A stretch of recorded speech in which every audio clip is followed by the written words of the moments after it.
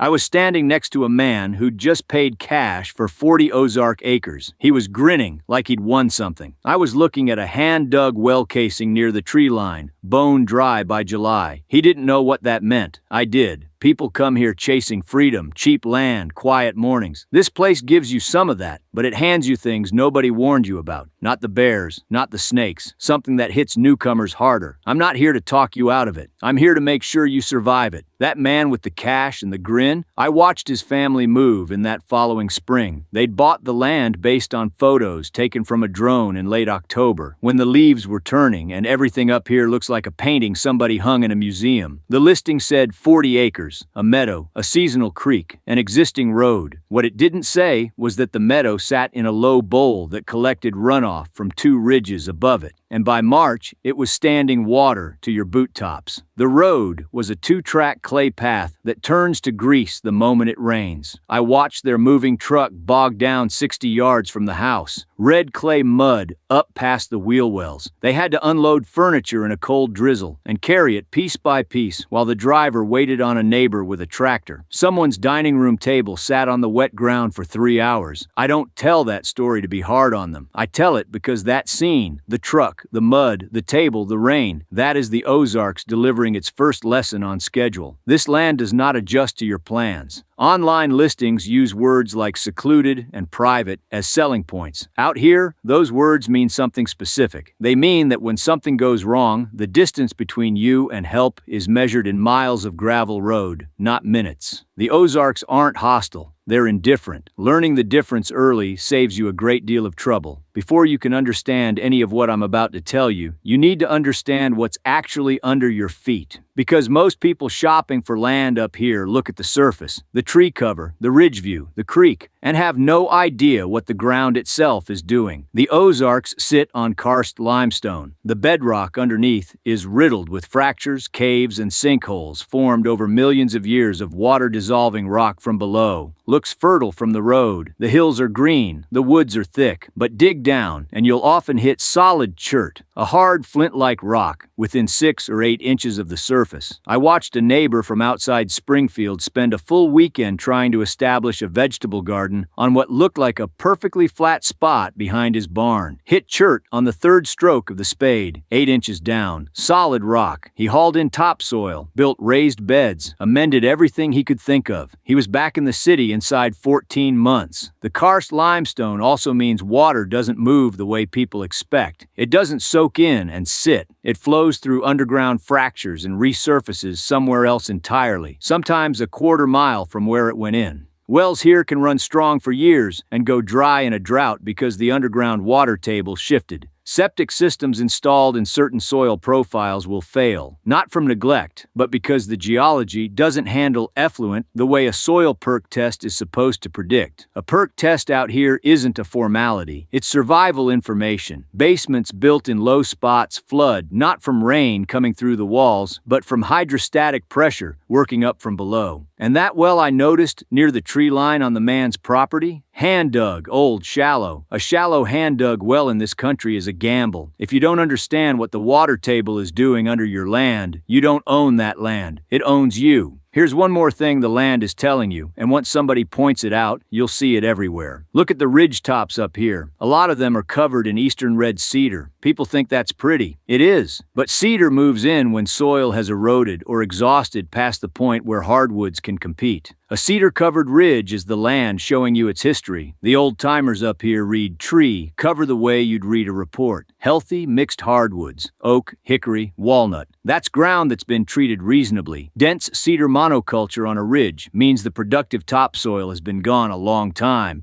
Here's what I want you to carry with you. Everything that looks like a flaw to a newcomer, the rock, the sinkholes, the cedar ridges, the flooding meadows, is actually information. It's the land talking. People who've lived here for generations read it without thinking. That literacy is worth more than the deed on the land itself. Before I tell you what the winters do to people who aren't ready for them, And I mean what they do to your head, not just your pipes. There's something you need to understand about May. May is when people who moved in the fall start believing they've figured it out. The redbuds bloom, the dogwoods come. Mornings are cool and evenings are warm, and you'd swear you made the best decision of your life. Then you plant your garden. And then, sometimes the second week of May, sometimes the third, a cold front slides down from the north and you get a hard freeze, not a light frost. 26, 28 degrees, 2 nights running. Everything you planted dies. First-year gardeners lose their entire early crop to this. The locals know to wait. There's an old saying around here, don't put tender plants in the ground before Mother's Day, and some years that's not even safe enough. That knowledge was earned over generations of ruined gardens. Nobody wrote it down in a manual. It just passed from one person to the next because it was true. In winter, the weather gets patient. People arrive expecting cold but manageable winters because the Ozarks aren't the northern plains. The lows aren't as extreme, so they underprepare. What catches them is ice. This region sits in a corridor where warm Gulf air and cold Arctic air collide regularly in winter. And when they meet, you don't get snow. You get freezing rain that coats everything in a clear inch of ice. Trees, power lines, roads, rooftops, every surface you can see. I went through an ice storm once that kept me on this ridge for 9 days. Power out, road blocked by downed trees. No cell signal in the hollow. I was fine. I had wood, food, water from a gravity-fed spring I'd kept clear of debris. My neighbor 2 miles down had a generator. He ran it 4 days before he ran out of fuel. After that, he was in the same position I was in, except colder and less prepared mentally because he'd been counting on a machine to solve the problem. The machine ran out of fuel on day 4, and nobody was coming to bring him more. Roads up here don't get plowed the way city streets do. Secondary roads and gravel hollers get driven until they're passable, or they don't get driven at all. If your driveway is a half mile of steep clay, you may be looking at days before you get out, not hours. You can prepare for weather, stack wood, put back fuel, store food and water. What you cannot prepare for ahead of time, not from reading about it, not from watching videos about it, is the thing I promised you at the start of this. The thing that hits newcomers harder than any storm. It's the community. Or more accurately, it's the fact that you're not in it yet. I know how that sounds. People moving to the Ozarks are usually looking forward to leaving crowded places behind. The idea of a close rural community sounds appealing. Friendly neighbors, helping hands, somebody to call, and that community exists. It is real, but newcomers aren't in it. Not yet. Maybe not for years. Families here go back 6 and 7 generations on the same land. The social structures, who calls who when a truck breaks down, who shows up when a barn needs repair, who you borrow from and who you don't. Those were built over more than a century of living in the same hollows together. You cannot buy into that in a year. You cannot get there by being friendly at the gas station. I've watched people move here, be genuinely pleasant and outgoing, and still find themselves alone when it mattered because they hadn't built the actual relationships that make rural life function. 3 years after I arrived, a man I'd known casually drove over uninvited and spent 4 hours helping me work on a seized tractor PTO shaft. Didn't ask for anything, didn't make a thing of it, just showed up, looked at the problem, and helped fix it. That didn't happen because I was likable. It happened because for 3 years, I'd been showing up to county sales and neighbor work days, not talking too much, not offering opinions about how things ought to be done differently out here, and not pretending to know things I didn't know yet.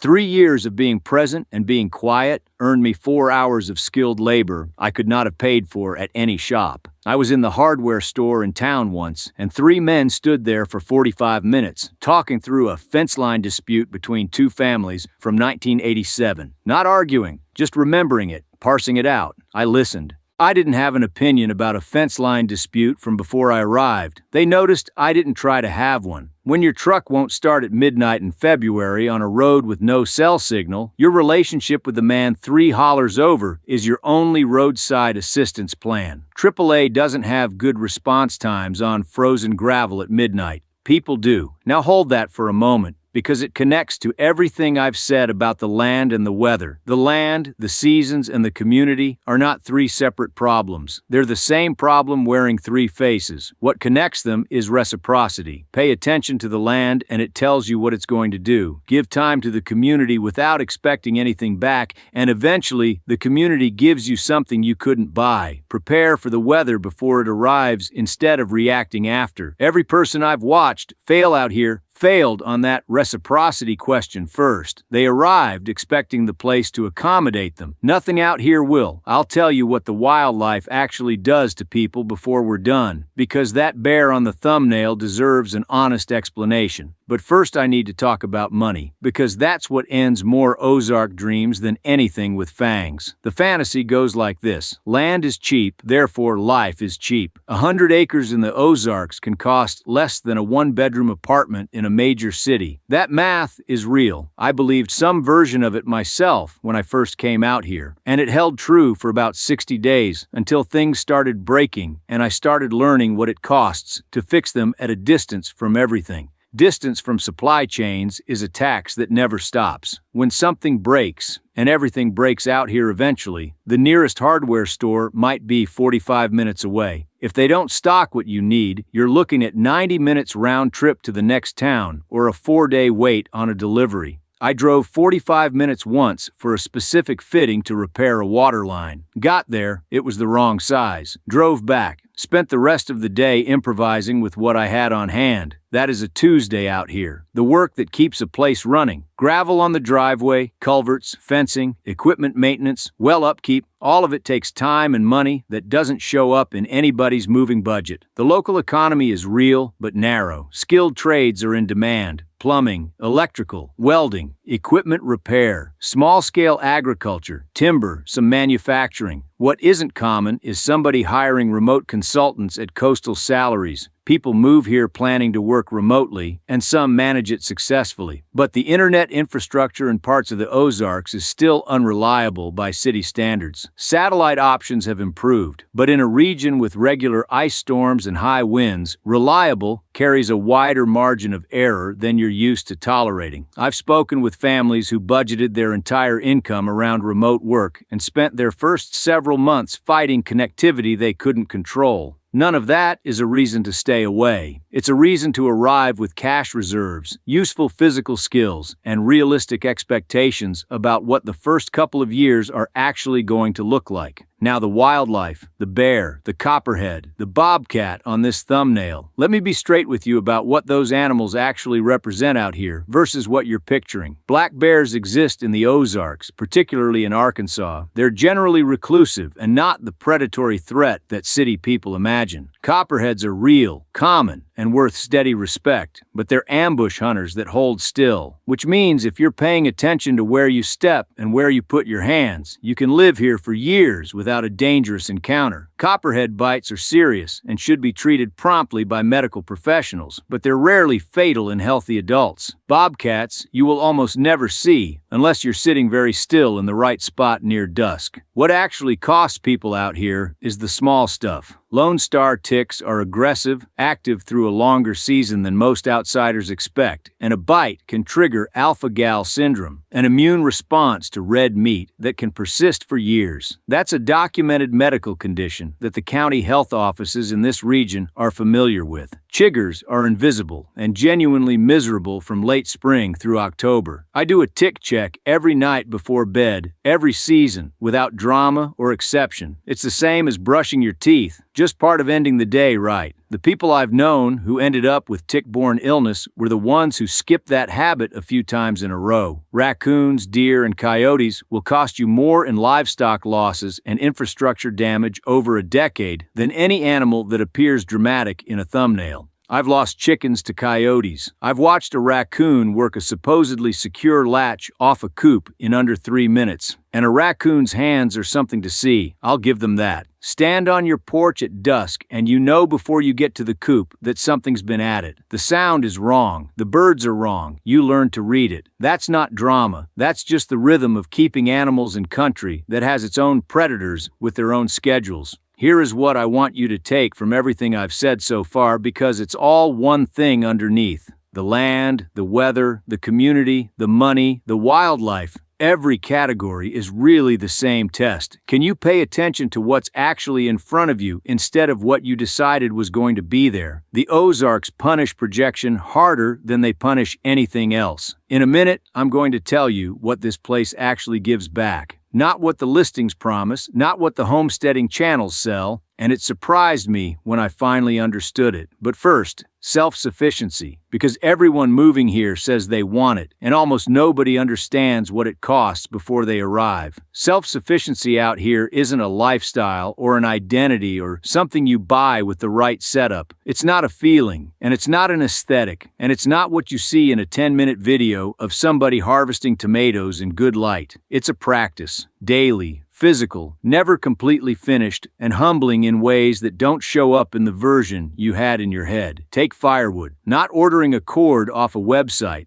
actually working your land for it, identifying which dead timber is worth dropping, felling it safely, bucking it into rounds, splitting it correctly for your stove, stacking it where it'll season before you burn it. Green wood burns dirty and cold. Freshly split hardwood in the Ozarks needs at minimum 6 months to season properly, a full year for dense species like oak. That means the wood keeping you warm this February should have been on the ground and split last winter or earlier. A wood pile that's right looks a specific way, 4 feet high, split clean, stacked under a lean-to with the ends darkened and dry. A wood pile that isn't right is a problem that shows up in February when you're cold and the stove won't draw. I ran low my first winter. I had backup heat. I won't pretend it was a crisis, but it was embarrassing in a way I still remember clearly. A neighbor showed up one afternoon with half a cord on his truck, didn't say much, unloaded it, and left. He hadn't been asked, he'd just noticed. The lesson I took wasn't about firewood. It was about what self-sufficiency actually is out here. It's not independence. It's deep competence inside a community of other competent people. Nobody does all of it alone. The people who've been here the longest will tell you that without embarrassment. They have what they're skilled at, and they trade it for what other people are skilled at. Canning, butchering, well maintenance, equipment repair, seed saving. Every one of those is a years-long learning curve. The ones who last here are the ones who accepted early that they were going to be students for a while and didn't fight it. The Ozarks will teach you to do things. They will, absolutely, but they do it on their schedule. And the tuition comes in cold nights and ruined harvests and machines that won't start at the worst possible moment. And here's the thing I did not expect. Here is what this land gave me in return. And this is the part I promised you at the beginning. One morning in November, fog sitting heavy in the creek bottom, ridges above it already in early sun. I was outside before full light. Fire had been going since 4. Garden put to bed for the season. Tools hanging where tools are supposed to hang. And I noticed I hadn't thought about the news in 3 days. Not because I was hiding from it, just because there was enough actual world directly in front of me that it had filled up the available space. The problems I was solving were physical, visible, and connected to the ground under my feet. The consequences of my decisions showed up the same day. I fixed the water line, and the water ran. I split the wood, and the wood was there. I put in the garlic, and come spring the garlic would come up.